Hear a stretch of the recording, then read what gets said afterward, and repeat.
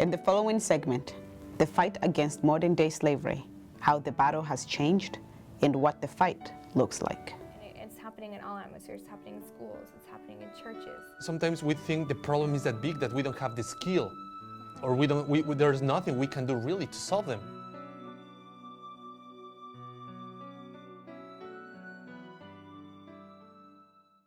The term slavery is normally associated with the images of black people from the continent of Africa, chained, forced to work in the fields, dehumanized, brutally treated, sold and bought like cattle.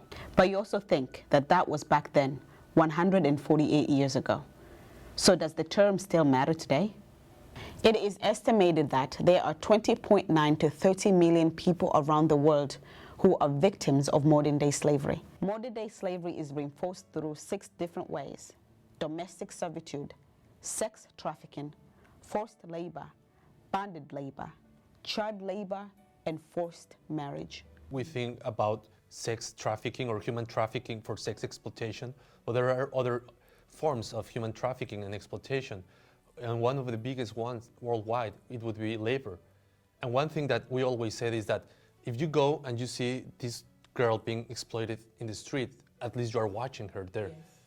But people, you cannot see the kids that right now, even as we are talking, they are in factories, indoor, that no one is watching them and no one is raising their boys for them because they are invisible. So people hire children and women for cleaning and for cooks in their home. And what they often do is they tell a child from an indigenous village, like a native village, and oftentimes Spanish is their second language, that they could get a job in the city. And so when they go, they're promised education, they're promised being able to play, they're promised a life to send money. And when they go, they're forced to clean houses more than 14 hours a day. They sleep on the floors, they sleep under tables, and it's not only happening in Mexico, but there's a huge thing where even when we were in Tijuana, where Americans were purchasing children to come back to clean their house in California and across the border, or for nannies. Slavery as a practice changed over the years, molding its culture to fit that of the modern-day society. Modern-day slavery does not ask for chains on a body. It does not discriminate against age, gender, or an ethnic group. It is inclusive, and it is hard to detect. I think everyone has the idea of the movie Taken, like abduction, yes. And we do see cases like that. But I think we're seeing when you start moving against those and things start working against, traffickers also change their strategies. So I think we're seeing less of those, but we still do see them, like people are abducted or have different things, but I think we're seeing more through social media right now. Boys and girls are recruited through social media, through Xbox, who fall in love with this person on the other end, and sometimes they use up to 2 years to recruit this person. That they're playing with them, they're talking with them, they're getting them to come out, and they play them against their family, because over the time that they're talking, they're like, okay, your family, oh, your parents are doing this, they're not letting you do this, and they play the good bad guy, and build this trust. And so you see a lot of children just being like, okay, I'm gonna go meet this person. There's no danger in this person. I've been talking to them for 2 years. And it's happening in all atmospheres. It's happening in schools. It's happening in churches. And they're not putting limits on it. They're happening, and people have an idea that it's girls with low education and poverty, but they're girls with high forms of education. They're people with college degrees. They're people with really good families, but what makes them vulnerable is that they trust someone. It was during her senior year at Dartmouth University when Kathleen first experienced the horrors of human trafficking. At a conference, How I Escaped from Slavery, she witnessed the testimonies of her fellow students who used to be Sudanese child soldiers. And I remember going and just being completely surprised, because they shared a story of that they all had been child soldiers. So all the boys that you walk by on a daily basis had all been child soldiers. And I was like, man, how could this be happening? We don't know. Yes. And I remember just going home and being like, trying to process it all and take it all in. And I remember thinking, well, maybe that's just happening there. However, her beliefs were proven wrong. During her one-year internship in Mexico City, volunteering at a college ministry, she came to realize that the problem of modern-day slavery does not obey no continental boundaries. The more I was volunteering in the community, the more cases I kept coming across of human trafficking. Like I went to a home for boys, and there was a little boy under his bed, and he was afraid of me because I was an American, and I was like, why is this little boy afraid? And he's now 18, and we love him and followed up with him. But he had been sold in trafficking to American customers who came in, and that blew my mind. And then I was working the streets serving food, and I came across a woman who'd been in trafficking since she was 8 years old and now 32. But I was like, how is this happening? And we don't know about it. But the more I started learning, the more my eyes started opening, and the more I could see cases of trafficking and realized these weren't isolated cases, that it was me who was isolated. Oscar, who was born and raised in Mexico, his journey towards the understanding on human trafficking was a bit different. He recalls the images of modern-day slavery as images that stood for nothing more than the way of life. At some point for me, watching a kid in the streets asking for money was just part of normal life. And I started realizing that there were some things that I get used to see, and I thought they were normal. This is where Kathleen and Oscar Delgado comes in the picture. The couple works for a nonprofit, Pozo Da Vida, an organization whose mission is to fight modern-day slavery, also known as human trafficking. Pozo Da Vida fights modern-day slavery through implementing and reinforcing prevention, intervention, and restoration programs. But in order to stop this, you have to start at the beginning, and that there is multiple steps and processes. And so what we've done is, as a team and over the years, people growing, it went from being just, like, not just a safe home, because a safe home provides a lot for aftercare, but what does it look like to start to do prevention? Kathleen and Oscar lives in Mexico, fighting their battle on modern-day slavery. A big part of their work focuses on rescuing women out of the red light district in Mexico City. Red light districts in Mexico, we call them those places, those districts where the human trafficking, sex trade is happening in different sites. Is where the victims are getting there, is where the pimps bring them, but also is where the customers go and can purchase people. So a red light district are neighborhoods that you can go and you can purchase a person. Each one is different, and each one has a different culture.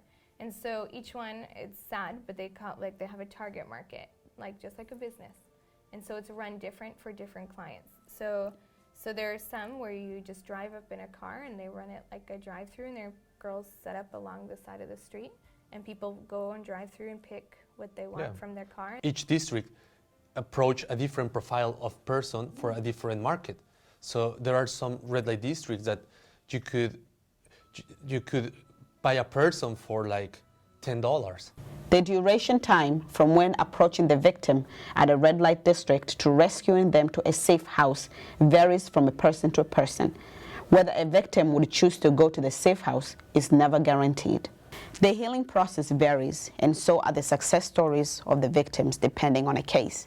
For us, the success is not just, as you said, they came back from their family, but the success is from victim to survivor. And now that you're a survivor, that you can go back into society and have the life. And be who you are. Each case is different, and each process is different.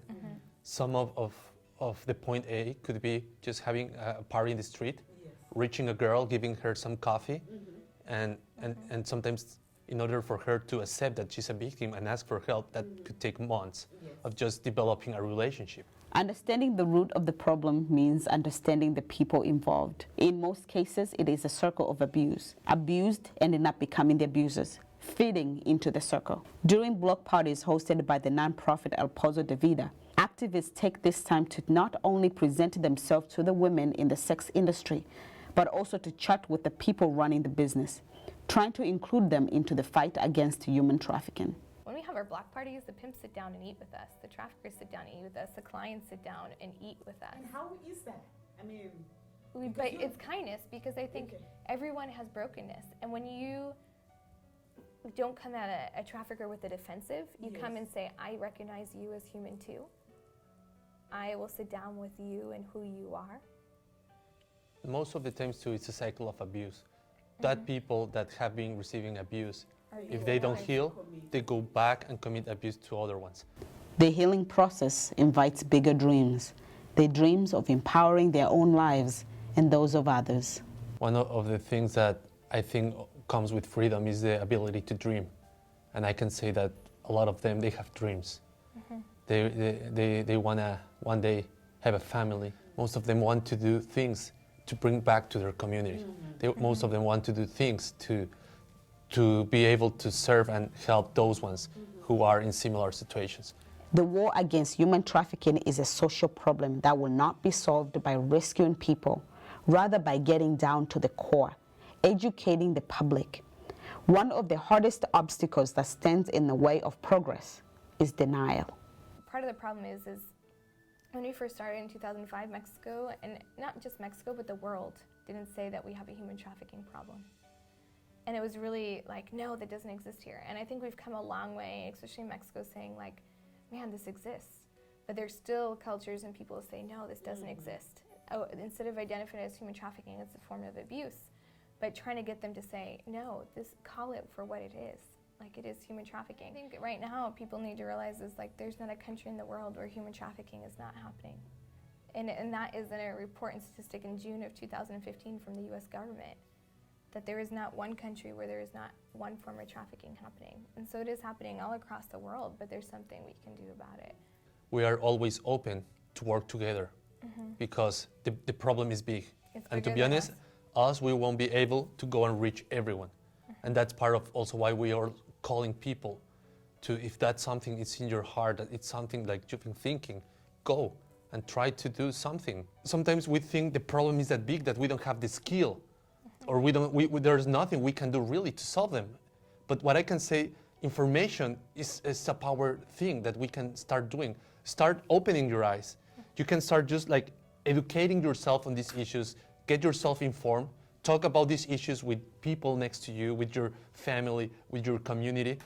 And that's a big thing that you can start doing. With your children. Yeah. Plus there are other things that you can do to help and to be part of all these things that we're doing. We may not accept the visuals of people in chains and the discrimination of a group because of either their gender, religion, or skin color. But we are blind to the slavery practices that are happening behind doors. The children in the factories that are being enslaved so you can get a better deal on a product. The websites that are meant to arouse, that are stripping the dignity and the rights of children and young girls for your personal pleasure. Start asking questions instead of demanding more for less. Human trafficking happens because we devalue someone's humanity.